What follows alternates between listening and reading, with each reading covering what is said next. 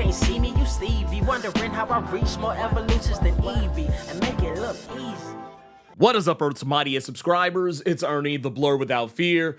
Welcome back to the channel. Before we get into today's video, if you want to see more awesome videos like this one, make sure you hit that subscribe button and tap that notification bell. It really helps the channel out too if you hit the like button. YouTube is really notorious for burying videos just like this one. So if you do any and all of those three things, you're guaranteed to see more videos just like this one. So we're gonna get into Absolute Batman number 2. And this is the issue that, while we've already gotten an introduction to Batman's origin, we get a little bit more context this time around for who the Batman of the Absolute Universe actually is. And also, I think, really fleshes out the origin in a way that I honestly wasn't expecting.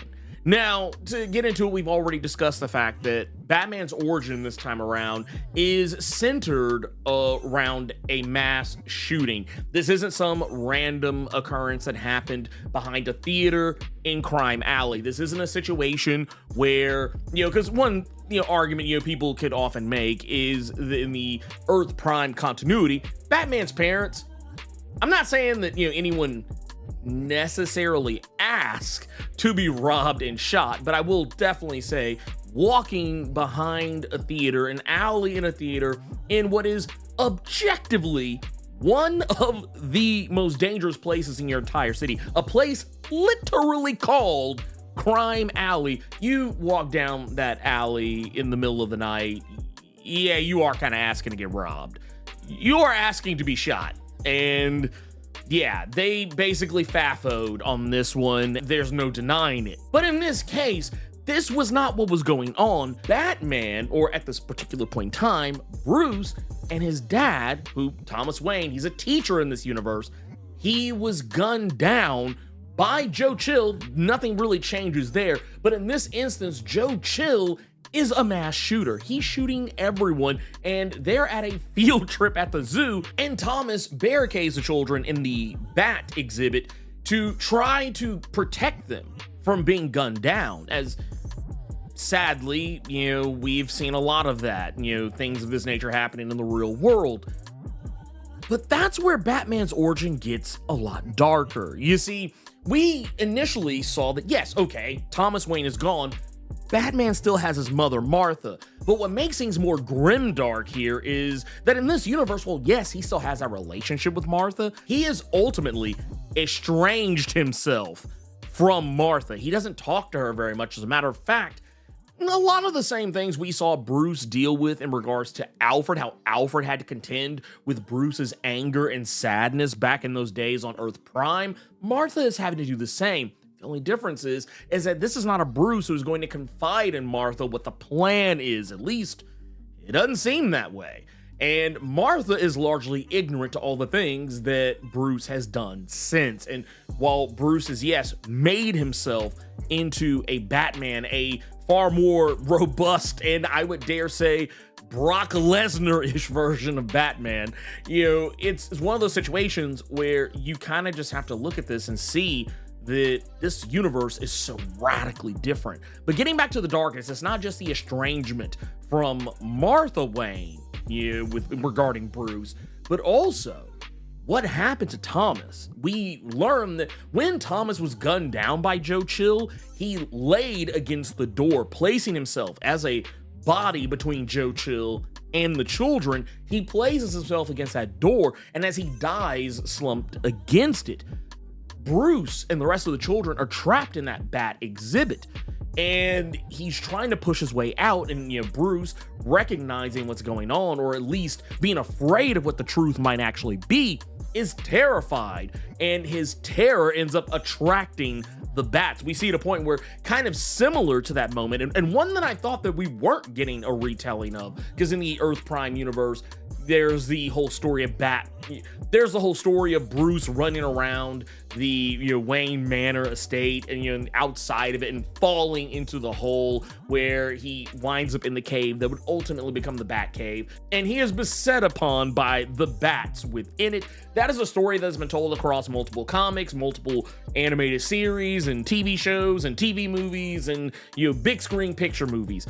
But this was one I thought, oh, we're probably not going to get this here. No, we get something very similar, but for completely different reasons.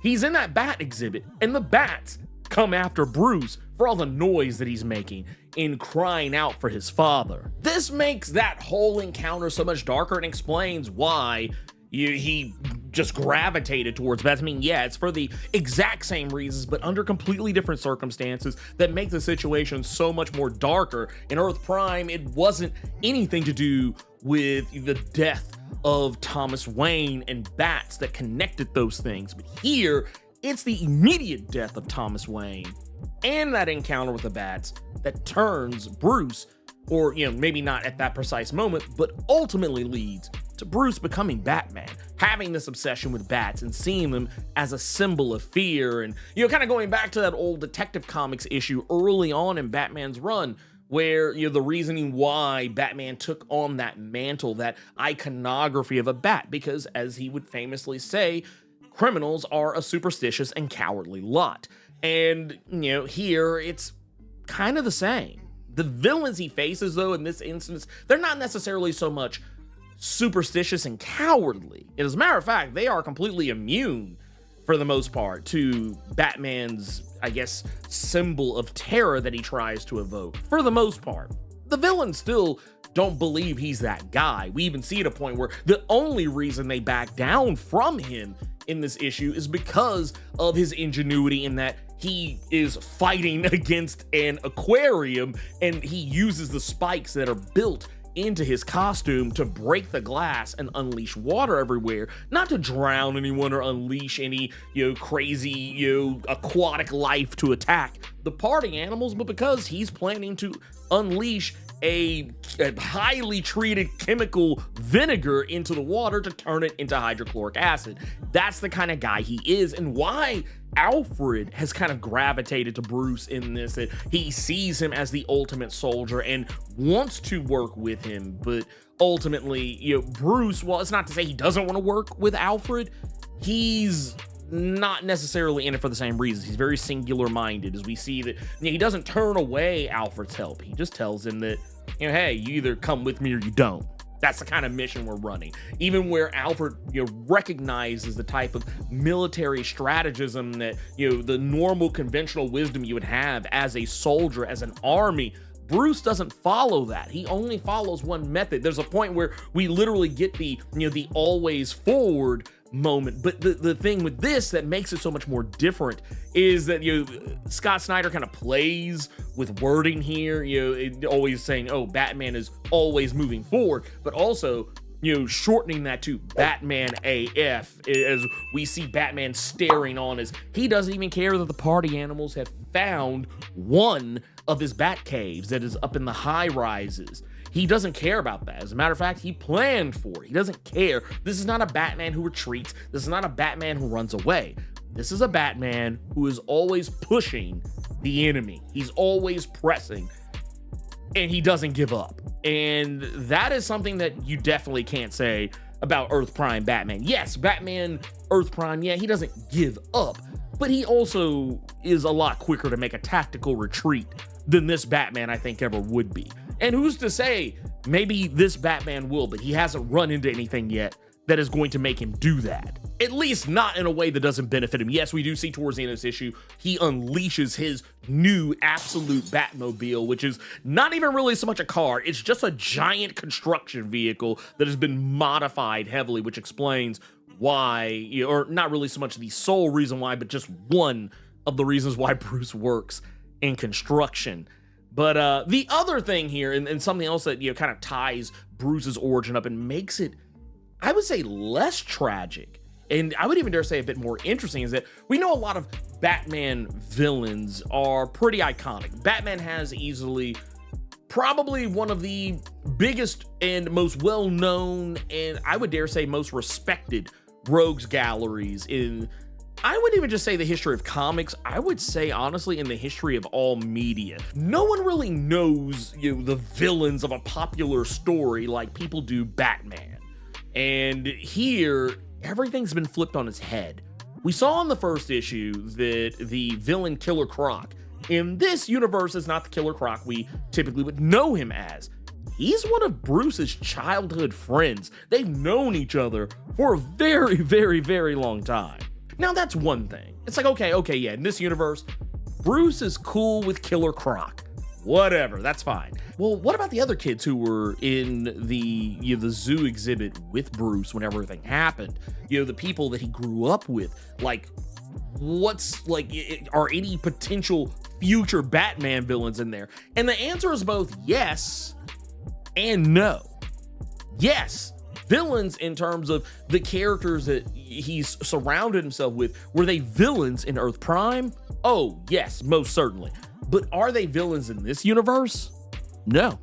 They are Bruce's childhood friends. They are people who Bruce trusts. They're people that Bruce is willing to be around. He doesn't want to be around anyone. And he's even estranged himself from these people. But we see that, yes, he grew up being friends with Oswald Cobblepot, the Penguin. He grew up being friends with Edward Nygma, aka the Riddler. He grew up being friends with, as we already saw, Waylon Jones, the Killer Croc. That's not news. And while technically him growing up being friends with Harvey Dent, aka Two-Face, isn't necessarily revolutionary, they were friends in the Earth Prime continuity, though not necessarily childhood friends, but they had definitely been friends for a very long time, longer than Bruce has been friends with most people. That said, another character that's brought up is Selina Kyle. She's wearing a hoodie with cat ears, so it's basically letting you know exactly who she is. But yes, even Selina Kyle, aka Catwoman, was one of his childhood friends. And I feel like this is going to be one of those things where and I don't think this will be the case. I don't think that they're going to go the direction where, oh, we're going to turn these people into villains in this universe, but they do hint at some of the shadier elements of some of them, like with Oswald Cobblepot. While he's technically not the Penguin in this universe, it's alluded that he does do some shady things. Like, he's not a above board person. Of everyone who is a part of Bruce's group of friends, he's the one who everyone looks at like, oh yeah, he's the shady one. He's the guy who does dirt. He works in those shady areas. So he'd be the guy to go to if you have a question about criminals. Yeah, and of course, Edward Nygma, he works in tech, and he's incredibly smart. He basically is still acting like the Riddler, even though he's not a bad guy.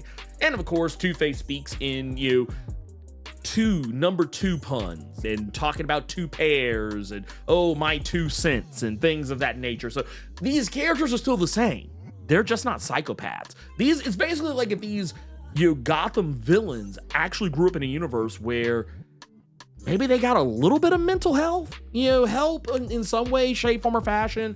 They weren't just thrown away. That's basically what this comic tells me, is that in a better universe, or I won't say better because the absolute universe is technically supposed to be a darker universe, but in a world where there's not a guy running around punching the mentally ill, which technically this is a universe where that's happening, but a universe where that guy is focusing his punching towards a very specific type of criminal. Yeah, these people like Penguin, Riddler, Two-Face, Killer Croc, and so on and so forth, they wouldn't be in and out of Arkham Asylum. They would actually be, for the most part, I guess, fully functional and actual productive members of society.